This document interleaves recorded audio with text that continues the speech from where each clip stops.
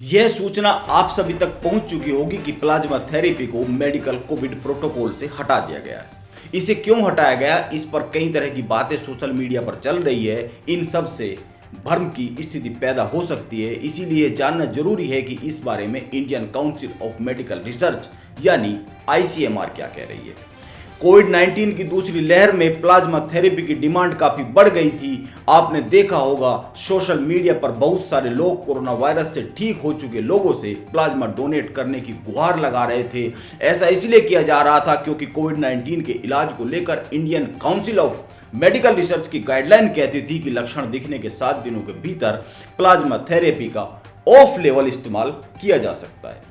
पिछले हफ्ते ICMR और कोविड-19 पर बनी नेशनल टास्क फोर्स की एक मीटिंग हुई। इसमें सभी सदस्यों ने प्लाज्मा थेरेपी को अप्रभावी बताते हुए इसे गाइडलाइन से हटाने को कहा।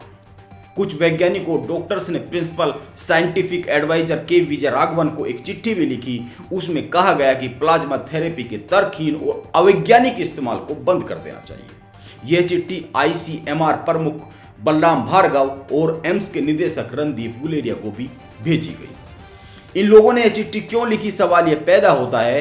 इन हेल्थ प्रोफेशनल्स ने अपनी चिट्ठी में कहा है कि प्लाज्मा थेरेपी से जुड़ी गाइडलाइंस उपलब्ध सबूतों पर आधारित नहीं है। कुछ शुरुआती सबूत भी सामने रखे गए जिनके मुताबिक बेहद कम इम्यूनिटी वाले लोगों को प्लाज्मा थेरेपी देने पर न्यूट्रलाइजिंग एंटीबॉडीज कम बनती है और वेरिएंट सामने आ सकते हैं। इस चिट्ठी के मुताबिक प्लाज्मा थेरेपी के तर्कहीन इस्तेमाल से और संक्रामक स्ट्रेन्स डेवलप होने का खतरा बढ़ जाता है। यानी सीधे शब्दों में कहे तो कोरोना वायरस के और नए रूप सामने आ सकते हैं। इसके पीछे का आधार क्या है?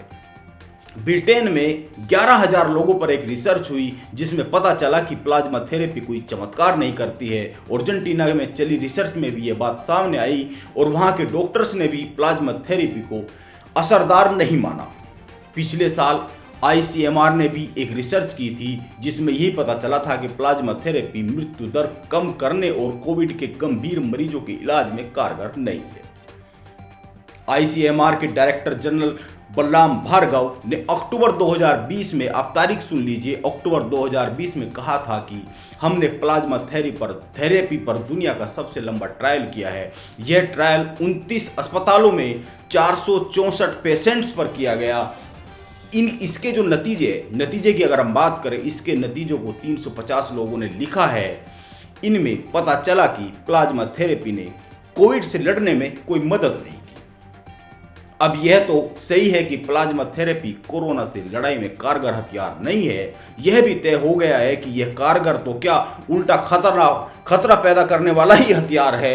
यह आत्मघाती हथियार हो सकता है। लेकिन यह समझ में नहीं आ रहा है कि यह सब अक्टूबर 2020 में जब पता चल गया था तो इसको लेकर मेडिकल प्रोटोकॉल से इसको हटाने को लेकर 7 माह कैसे लग गए। ये चिंता की बात है। इस तरह के सवाल भारत में मेडिकल व्यवस्था पर खड़े हो रहे, लगातार खड़े हो रहे हैं। यहाँ की राजनीतिक व्यवस्था पर, राजनीतिक व्यक्तित्व पर लगातार सवाल खड़े हो रहे हैं। एक बात और जान ले आप, WHO से लेकर किसी भी अंतर्राष्ट्रीय स्तर की बॉडी ने कभी इस थेरेपी की पुष्टि नहीं की है। अमेरिका में रेगुलेटर US FDA ने भी इसे इमरजेंसी यूज के लिए अनुमति तो दी थी, पर नतीजों की पुष्टि वहां पर भी नहीं की गई थी। यानी इस बात की कोई गारंटी नहीं है कि कोरोना मरीजों पर यह उपचार सफल रहेगा ही। लेकिन हमारे देश में सब अंधी दौड़ में शामिल हो जाते हैं।